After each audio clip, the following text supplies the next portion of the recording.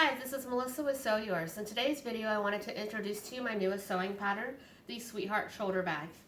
This bag can be made exclusively in cotton, a combination of vinyl, cork, or also cotton as well, depending on what you're comfortable with sewing with and what your machine can handle. Inside the bag, you'll find a divider zipper pocket, so you can keep all of your smaller items secured inside that pocket. There is an additional zipper pocket here in the back of the lining. And this is where we'll be birthing the bag. I have done a full video tutorial on how to make the Sweetheart Shoulder Bag. I'll leave a link in the description box so you can check that out. Here is the opposite side. There are two slip pockets in here.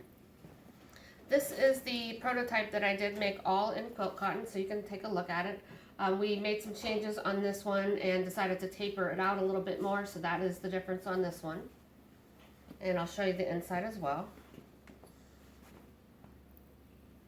Okay, and then this version I made all in vinyl, and I used some vinyl that Renata sent me from yourvinylsource.com to make this bag. And here is the inside.